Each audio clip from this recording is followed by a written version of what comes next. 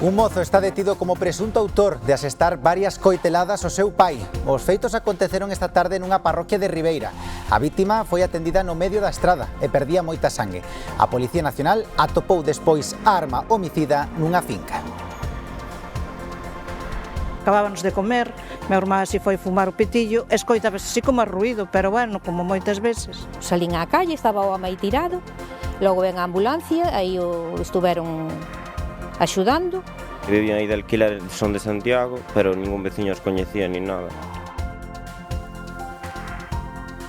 Agora xa están máis tranquilos, pero hoxe foi un día de ir e vir constante de xente nos cemiterios. Día especial, día de recordo e homenaxe aos que xa non están. Os camposantos enchéronse de flores e candeas pros seres queridos. O tempo acompañou e foron moitos os que cumpriron ca tradición do Día dos Santos.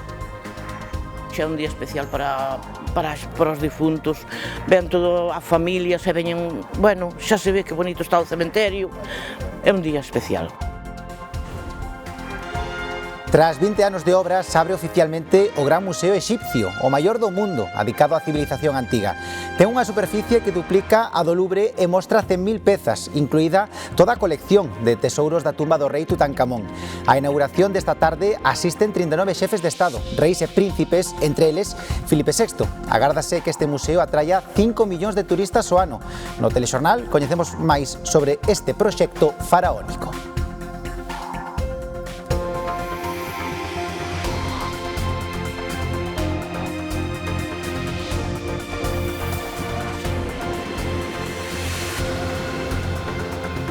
Saúdos, que tal? Boas noites. A espera da decisión de Carlos Mazón, que anunciou un período de reflexión despois dos apupos recibidos por algúns familiares das vítimas da Dina, o PP valenciano dá un paso adiante. Propón a Vicente Mompó, presidente da Deputación de Valencia, como futuro líder do partido e candidato ás próximas eleccións autonómicas. Agora será a Dirección Nacional en Génova quen decida, sempre que Carlos Mazón faga oficial a súa dimisión, algo que polo momento non aconteceu.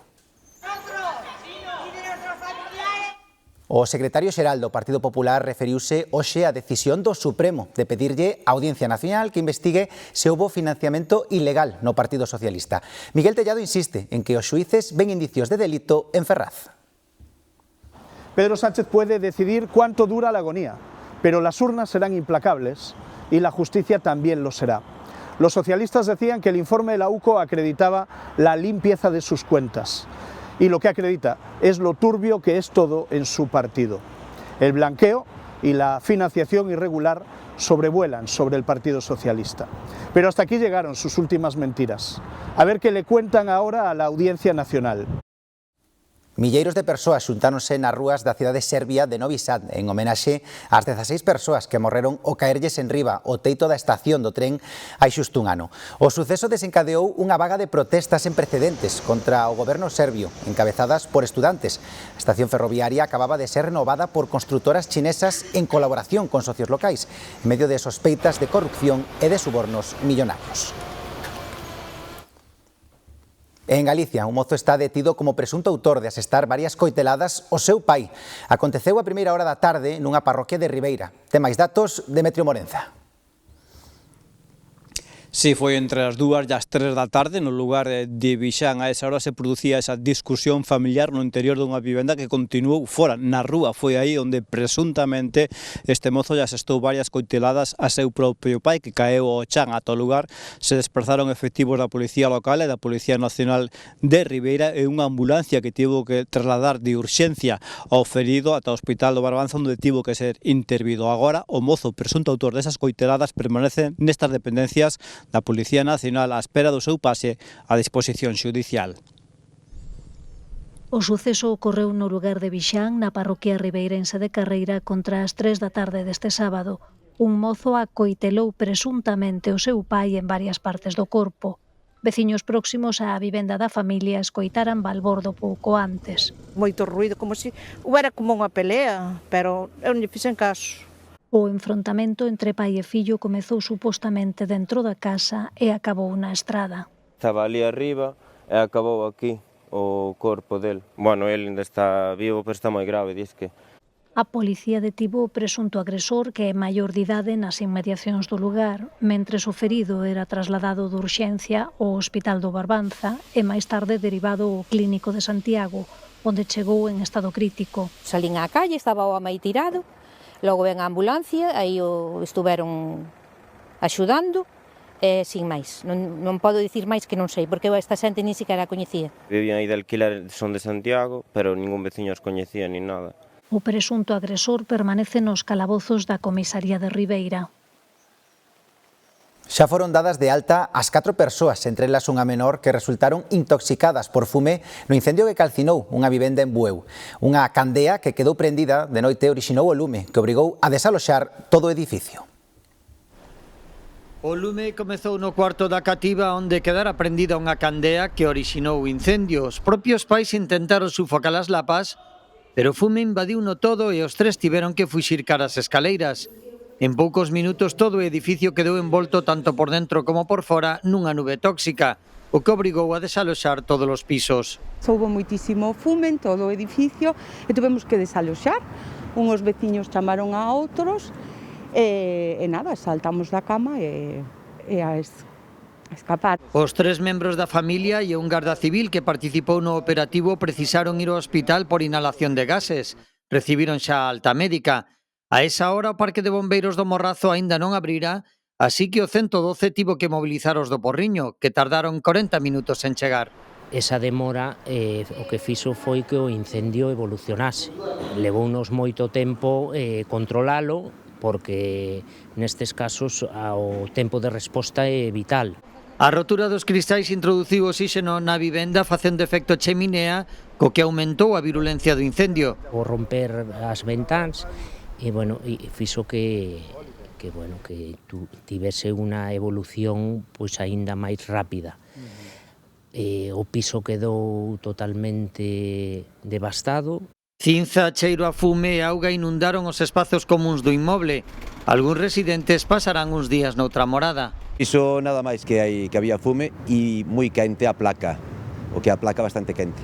A familia máis afectada trata agora de xestionar co seguro un fogar provisional mentres non repare os danos da vivenda para que volva a ser habitable. En Ourense, unha muller precisou asistencia sanitaria esta mañá por un incendio na súa vivenda, no barrio de Vistafermosa. O lume comezou na campa extractora e estendeuse aos mobles da cociña.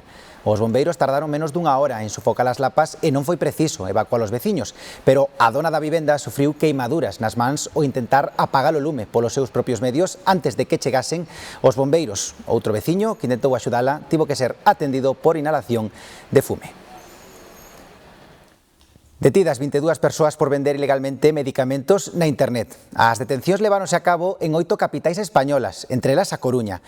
O grupo delictivo falsificaba as receitas médicas para adquirir medicamentos e posteriormente os mesturaban con drogas. Un único médico era o encargado de estender as receitas electrónicas na súa consulta privada. A policía bautiza a operación contra o cártel de droga como Operación Grecofar. Comezou cando se incautou gran cantidade de medicamentos psicotrópicos nunha empresa de paquetería de Benavente. En Lugo, a veciñanza e o persoal da cafetería do Parque Rosalía de Castro denuncian a celebración de macrobotellóns no lugar cada fin de semana. Segundo trasladan, dende a xerencia do establecemento, estes encontros nocturnos deixan vidros rotos, vomiteiras e outros refugallos que as encargadas do local están fartas de recoller a mañá seguinte.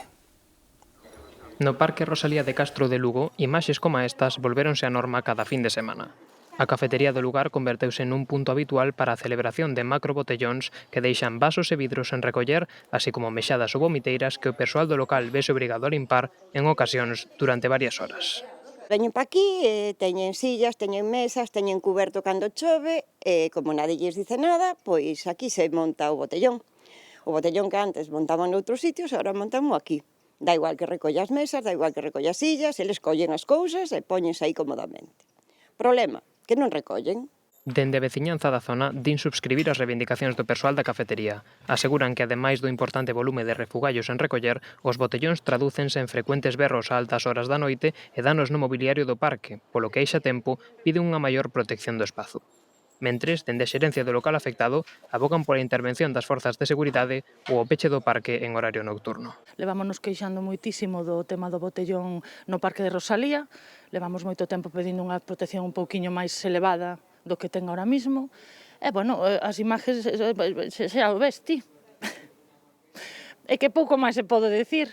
Nos o que queremos é que ou ben a policía o saque daqui, porque eu teño entendido que o botellón en Lugo está prohibido, ou ben que cerren o parque.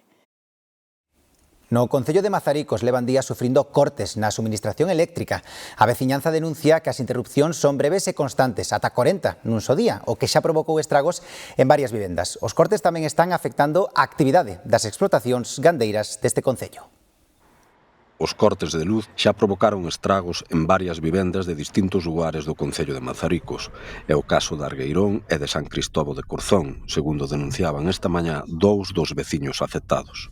Levamos 4 días aí con apagóns, vai e ben, e sabes que os electrodomésticos jodanse. Eu casualmente tuve un quilómetro por culpa da que se me trancou. Seguido, máis de media hora ali, sende a pá. E nos queimounos varias cousas tamén na casa. Que vos queimou?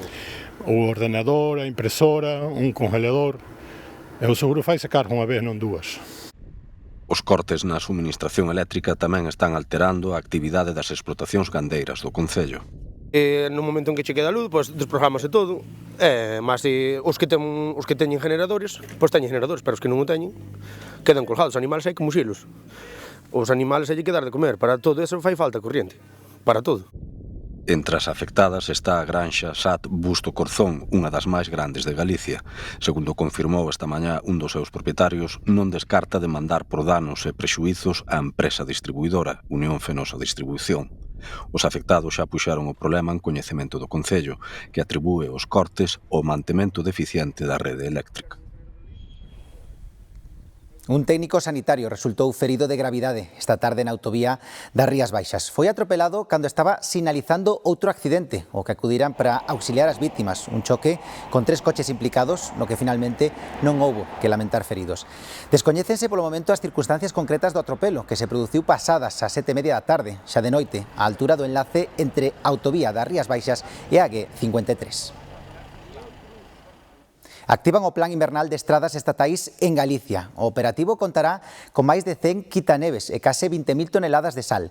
Estenderase ata o 30 de abril para a xestión de máis de 2.500 kilómetros de vías estatais que inclúen a AP9 e a AP53. O obxectivo é estar preparados ante a meteoroloxía adversa. Trátase de reducir en todo posible o número de tramos con restriccións ao tráfico. Ao mesmo tempo, mantense a colaboración ca Axencia Estatal de Meteoroloxía. Así, as persoas responsables do dispositivo poderán dispoñer de datos en tempo real para poder tomar decisións con máis rapidez e efectividade.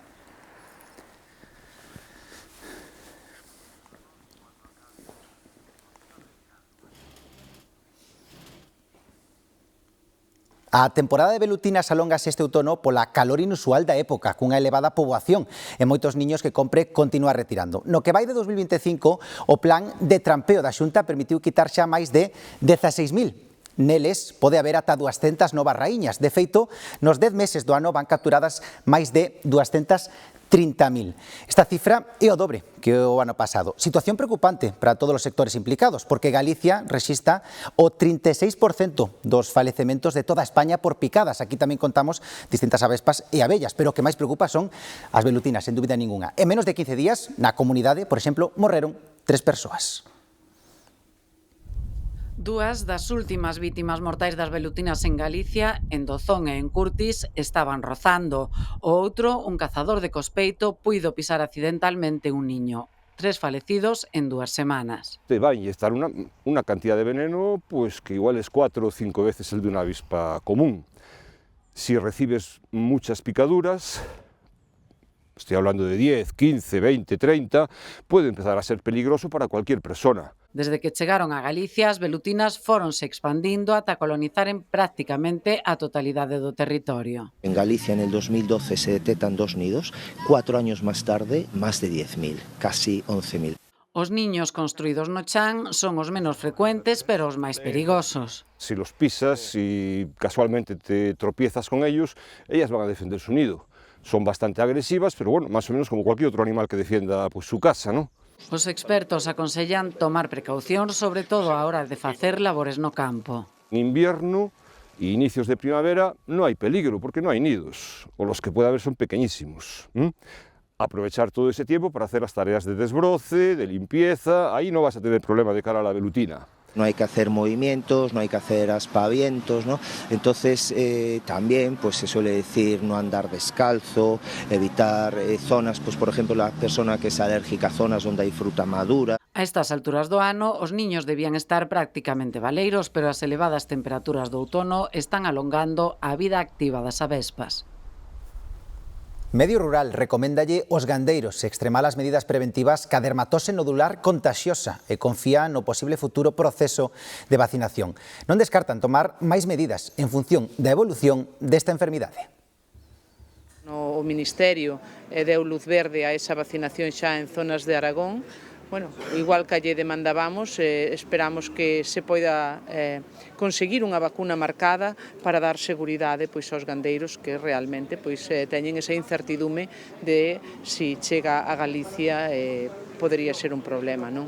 Recordarlles aos gandeiros pois a necesidade de extremar as precaucións, de evitar os movementos de gando e calquera ganado que entra unha explotación de fora de Galicia pois terá que estar en cuarentena eses 21 días. Ryanair fai efectivo este sábado un expediente de regulación de emprego, un ERE, na empresa auxiliar de terra da compañía no aeroporto de Santiago, Azul Handling. A medida afecta a 63 persoas que ven reducida a súa xornada laboral nun 50%. Dende a CIGA recordan que a partir do día 8 tamén están comunicados 18 despedimentos e denuncian que a aerolínea irlandesa ameazou con despedir igualmente os que non aceptasen a reducción da xornada. O sindicato vai pedir a nulidade do ERE ante a Inspección de Traballo e a impugnalo en vía xudicial. Ryanair pechou a súa base na Lavacolla e só manterá 15 voos semanais. Reduciu máis dun millón de prazas na comunidade. E precisamente esa reducción de voos afecta a porcentaxe de turistas nacionais e internacionais que recibe Galicia nesta fin de semana festiva.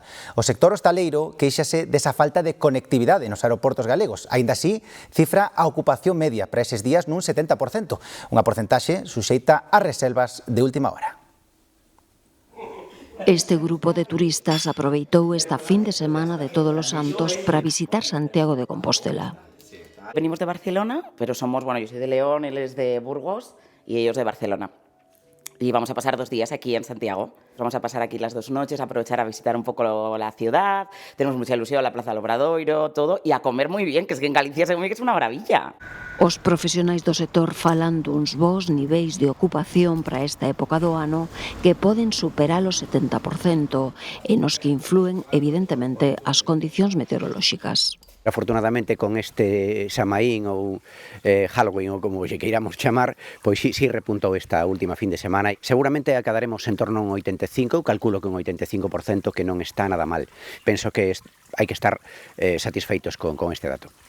Haberá que esperar os datos oficiais de ocupación unha vez pasada a fin de semana, pero desde o sector da hostalería destacan que as reservas de última hora son incrementar entre un 10 e un 20% os niveis de ocupación. Nos hotéis en xeral en toda Galiza vai entrar en torno entre o 60 e o 80%. Vai a depender tamén moito das reservas de última hora, visto a climatoloxía que temos. Independientemente deso, son moitos tamén os turistas que veñen a Galicia pois a disfrutar da nosa gastronomía. O sector queixase de que a reducción na oferta de voos desde os aeroportos galegos repercute na chegada de turismo nacional e internacional. Notamos un detrimento nesos turistas internacionais, posto que as conexións que temos nos 3 aeroportos en Galicia son insuficientes. O turista internacional está entrando moito por o aeroporto de Sacarneiro. É moi bo para a cidade tratar de recuperar e acadar novas conexións aéreas, porque iso, ao final, xera esa conectividade, xera un dinamismo económico importante.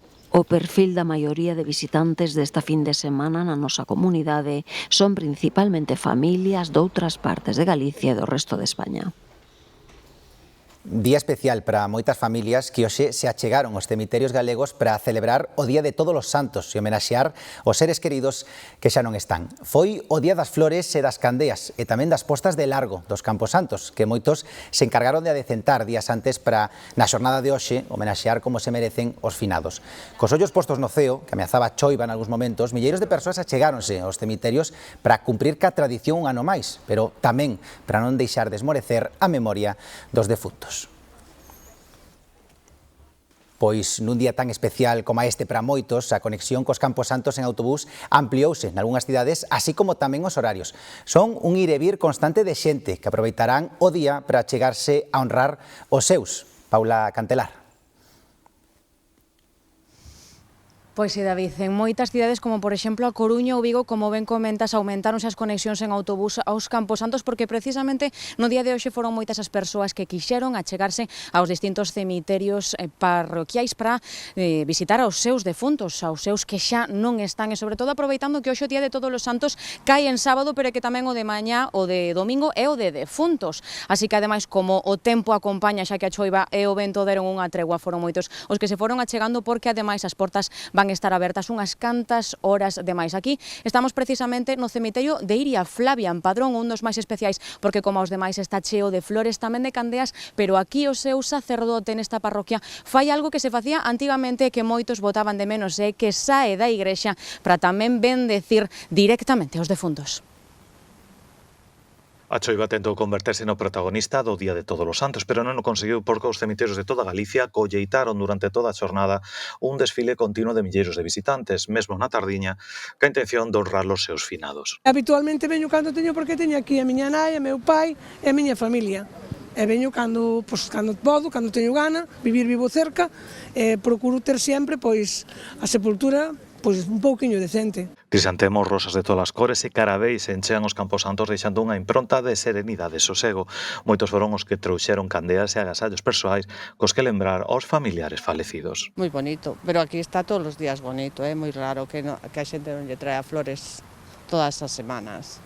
Todo ano temos o cementerio así cheo de flores e nada, que aquí a xente o que pode, o que ten na súa casa é o que trae. No cemiterio de San Amaro na Coruña, moitos dos visitantes apuraron as primeiras horas do día para deixar incólumes as tumbas dos seus seres queridos, mentres que noutros, como o de Iria Flavia en Padrón, un manto de flores arrupou os sepulcros un ano máis. Teño moita familia aquí, moitos cercanos, moita xente cercanas. Nós vimos todo o ano, porque este cementerio é un cementerio que ten flores naturais todo o ano.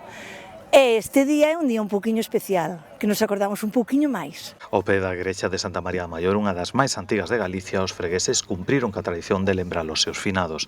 A homenaxe continuará durante toda a fin de semana ca celebración dos oficios relixiosos xa na seguinte xornada no Día dos Defuntos.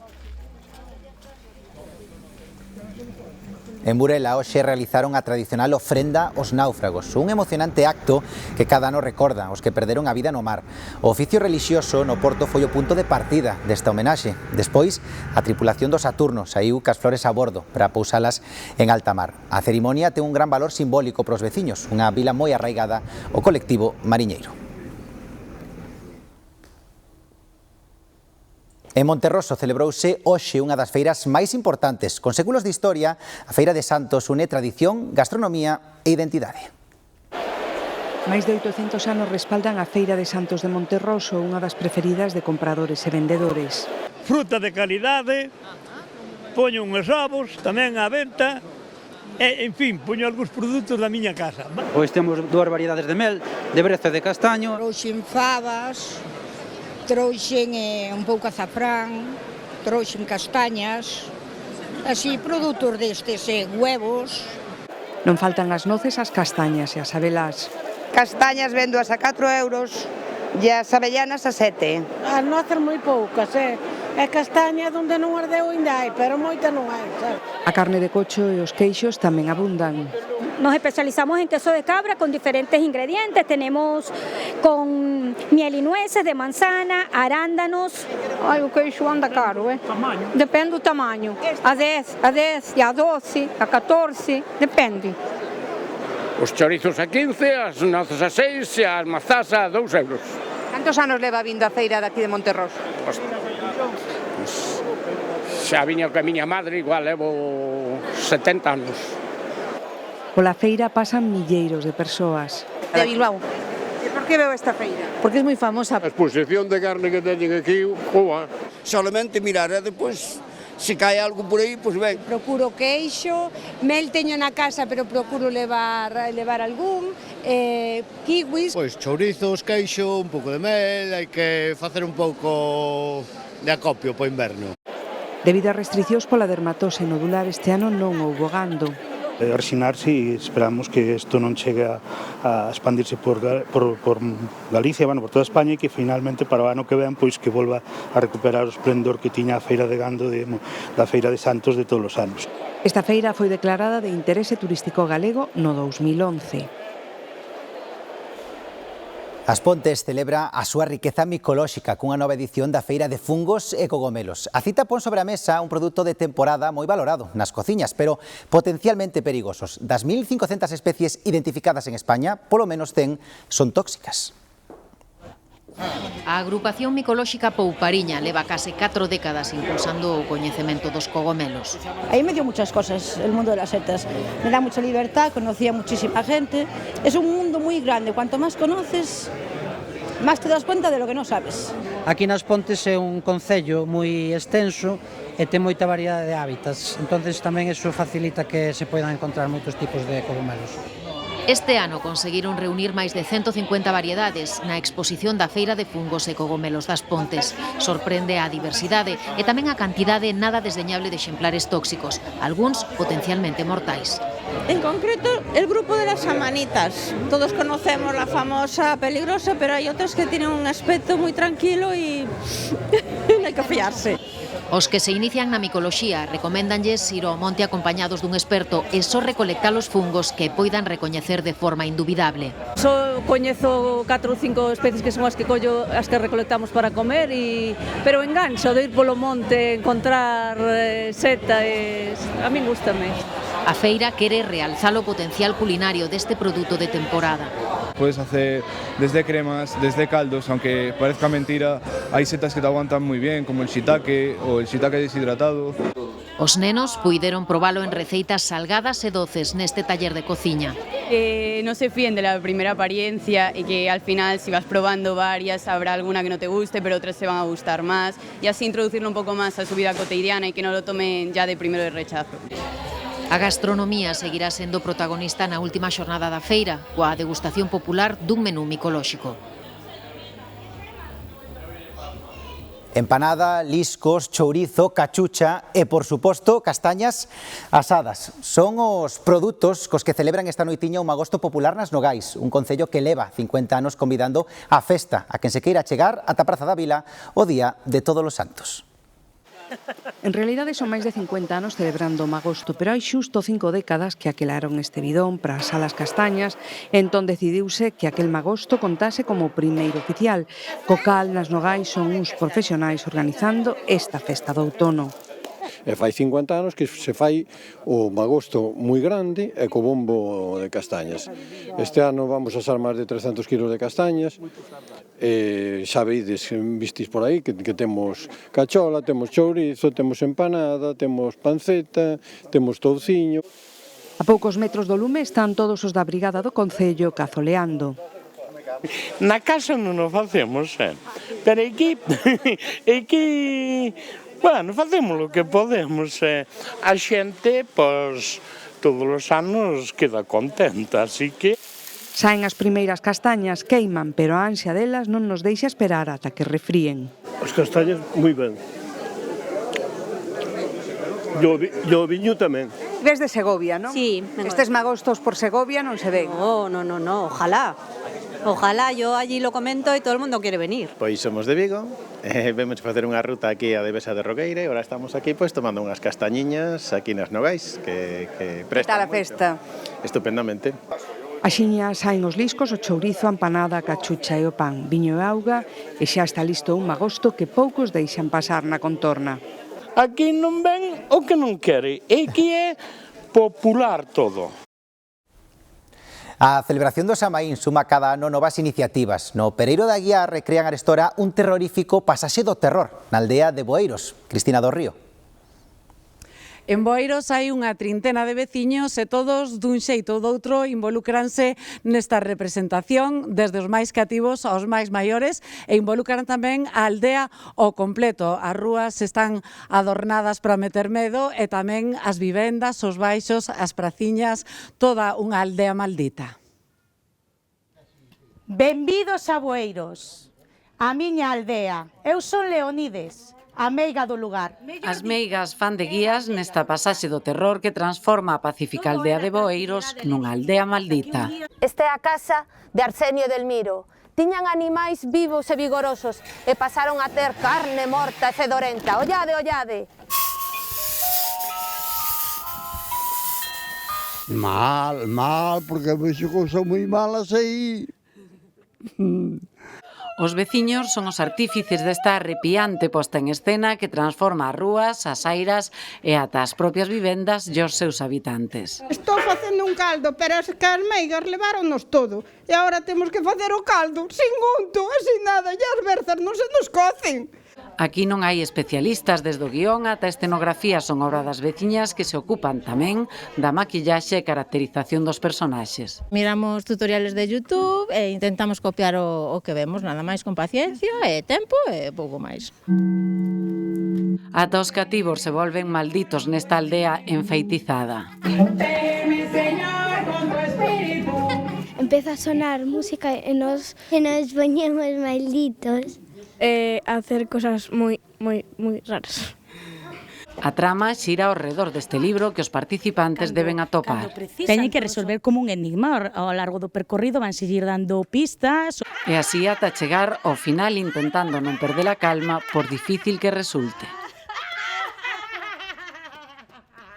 A esta hora ten lugar en Exipto un dos eventos culturais da década, a inauguración do Gran Museo Exipcio, con mandatarios de medio mundo. Entre eles está o rei de España. Unha cerimonia espectacular para o museo máis grande da historia, dedicada a unha soa civilización. Unha inauguración faraónica, como non podía ser menos, a que preparou o goberno exipcio para o Gran Museo que alberga as testemunhas eternas dunha civilización extraordinaria. 39 xefes de Estado, reis e príncipes de todo o mundo, así como mandatarios de outros 40 países están convidados a este evento. Nun inmenso escenario con varios espazos despregados na esplanada de Giza, exhibiuse un espectáculo de música e actuacións en directo, así como montaxes audiovisuais que conectan a modernidade coas riquezas do antigo mundo dos faraóns. O Gran Museo Exipcio, construído a 2 kilómetros das pirámides, esténdese sobre medio millón de metros cadrados, o maior espazo dedicado nunca a unha soa civilización, 2 veces máis que o Louvre e 2,5 máis grande que o British Museum. Máis de 100.000 pezas, algunhas nunca exhibidas ao público, conforman a colección. A xoia do museo son os tesouros do faraón máis mediático, Tutankamón, que ocupan un área de 7.000 metros cadrados. A construción rematou no ano 2020, custou $1.000 millóns, pero por distintos avatares non puido inaugurarse ata agora. 3 días de celebración cos que Exipto quere amosar ao mundo o seu potencial arqueolóxico, dando unha imaxe de terra de paz e sabedoría milenaria. Impresionante. Xa saben, a información continúa actualizada minuto a minuto na nosa páxina web en g24.gal.